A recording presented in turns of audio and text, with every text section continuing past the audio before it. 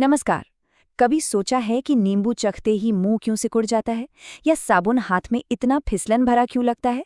ये सब रोज के छोटे मोटे अनुभव हैं, लेकिन इनके पीछे छिपा है बहुत ही दिलचस्प विज्ञान। तो आज चलिए इसी विज्ञान की दुनिया में गोता लगाते हैं और समझते हैं कि ये अम्ल, भस्म और लवण आखिर हैं क्या, और हमारी जिंदगी में ये कहाँ कहाँ मौजूद हैं। तो सवाल यही है कि ऐसा होता क्यों है। देखिए, ये सिर्फ जबान के स्वाद की बात नहीं है, इसके पीछे है इन चीजों की अपनी एक केमिकल पहचान। चलिए इस मजेदार पहेली को एक एक करके सुलझाते हैं। आज की हमारी यात्रा कुछ इस तरह रहेगी। हम पहचान से शुरुआत करेंगे, फिर देखेंगे कि ये केमिकल्स एक दूसरे के साथ कैसे पेश आते हैं, उनकी ताकत को नापना सीखेंगे और जानेंगे कि जब ये आपस में मिलते हैं तो क्या बनता है। और आखिर में हम ये सब कुछ अपने किचन और घर में ढूंढ निकालेंगे। तो चलिए सबसे पहले उस खट्टे और कड़वे स्वाद के राज से पर्दा उठाते हैं। आखिर एक अम्ल और एक भस्म में सबसे बुनियादी फर्क होता क्या है, आइए देखते हैं। यहाँ देखिए, फर्क बिल्कुल साफ है। एक तरफ है अम्ल, जो स्वाद में खट्टे होते हैं और नीले लिटमस पेपर को लाल कर देते हैं। दूसरी तरफ है भस्म, जो कड़वे होते हैं और लाल लिटमस को नीला। लेकिन असली कहानी तो केमिकल लेवल पर है। सारा का सारा खेल इस बात पे टिका है कि पानी में घुलने पर ये कौन से आयन छोड़ते हैं। और इसी को समझाया था ऑर्हेनियस सिद्धांत ने। बहुत आसान है। जब कोई अम्ल पानी में घुलता है तो वो हाइड्रोजन आयन यानी H+ छोड़ता है, और जब कोई भस्म पानी में घुलता है तो वो हाइड्रोक्साइड आयन यानी OH- छोड़ता है। बस यही H+ और OH- आयन इनकी असली पहचान है, और इनके सारे गुणों की जड़ भी। अच्छा, यहाँ एक और शब्द आता है, क्षार या एल्कली। इसे ऐसे समझिए, जैसे हर क्षार एक भस्म तो होता है, लेकिन जरूरी नहीं कि हर भस्म क्षार हो। क्षार बस वो खास भस्म होते हैं जो पानी में आसानी से घुल जाते हैं, जैसे कि साबुन। चलिए अब पहचान से आगे बढ़ते हैं और देखते हैं कि जब ये रसायन दूसरी चीजों से मिलते हैं तो क्या होता है। ये एक क्लासिक केमिकल रिएक्शन है। जब भी कोई अम्ल किसी धातु जैसे कि जिंक या लोहे से मिलता है तो दो चीजें बनती हैं, एक लवण और साथ में निकलती है हाइड्रोजन गैस। इसीलिए तो कहते हैं कि अचार जैसी खट्टी चीजों को धातु के बर्तनों में नहीं रखना चाहिए। इनकी कहानी और भी दिलचस्प है। देखिए, जब धातुएं ऑक्सीजन के साथ मिलती हैं तो वे ज्यादातर भस्म बनाती हैं।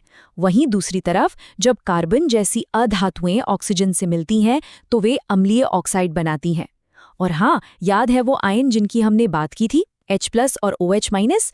उन्हीं की वजह से अम्ल और भस्म के घोल बिजली के बहुत अच्छे कंडक्टर भी होते हैं। लेकिन सवाल ये है कि क्या सारे अम्ल और भस्म एक जैसे शक्तिशाली होते हैं? नहीं, बिल्कुल नहीं। और उनकी असली ताकत को मापने के लिए हमारे पास एक खास पैमाना है, जिसे हम pH स्केल कहते हैं।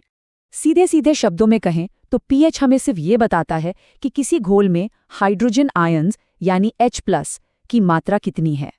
जितने ज्यादा H+ आयन होंगे, pH उतना ही कम होगा और वो चीज उतनी ही ज्यादा अम्लीय होगी। जैसा कि आप इस टेबल में देख सकते हैं, ये स्केल बहुत ही सीधा साधा है। pH अगर 7 से कम है तो चीज़ अम्लीय है, अगर ठीक 7 है तो वो न्यूट्रल है जैसे कि साफ पानी, और अगर 7 से ज्यादा है तो वो क्षारीय है यानी बेसिक है। लेकिन कहानी में एक और मोड़ है। कुछ अम्ल प्रबल होते हैं, मतलब वो पानी में जाते ही अपने सारे H+ आयन छोड़ देते हैं। वहीं कुछ अम्ल दुर्बल होते हैं, जो अपने कुछ ही आयन छोड़ते हैं। हमारे किचन में जो सिरका होता है ना, वो एक दुर्बल अम्ल का बहुत अच्छा उदाहरण है। तो अब हम अम्ल और भस्म को अलग अलग तो समझ गए हैं। अब देखते हैं कि जब ये दोनों आमने सामने आते हैं तो क्या होता है। इसे कहते हैं उदासीनीकरण या न्यूट्रलाइजेशन। ये एक तरह का केमिकल समझौता है। जब एक अम्ल और एक भस्म मिलते हैं तो वे एक दूसरे के असर को खत्म कर देते हैं, और इस रिएक्शन का नतीजा होता है लवण और पानी। है ना कमाल की बात। और मज़े की बात यह है कि बनने वाले लवण का नेचर इस पर निर्भर करता है कि उसे बनाने वाले अम्ल और भस्म कितने ताकतवर थे।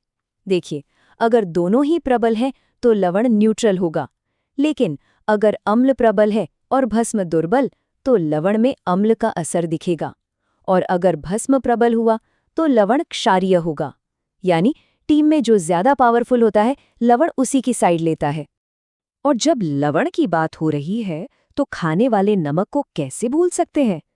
पर क्या आप जानते हैं कि हमारे देश में इस्तेमाल होने वाला करीब 95% नमक सीधे समुद्र के पानी को सुखाकर बनाया जाता है? सोचिए, प्रकृति खुद कितनी बड़ी केमिकल फैक्ट्री है। चलिए, अब आखिर में कुछ उन रसायनों को देखते हैं जो हमारे घरों में ही मौजूद हैं और जिन्हें हम लगभग हर दिन इस्तेमाल करते हैं। तो अब तक हमने जो भी सीखा, अम्ल, भस्म, लवण, वो सिर्फ लैब या किताबों की बातें नहीं हैं। चलिए देखते हैं ये हमारी रसोई और बाथरूम की अलमारी में कहाँ-कहाँ छिपे हैं। सबसे पहले है बेकिंग सोडा। इसका केमिकल नाम है सोडियम बाइकार्बोनेट और ये एक हल्का भस्म है।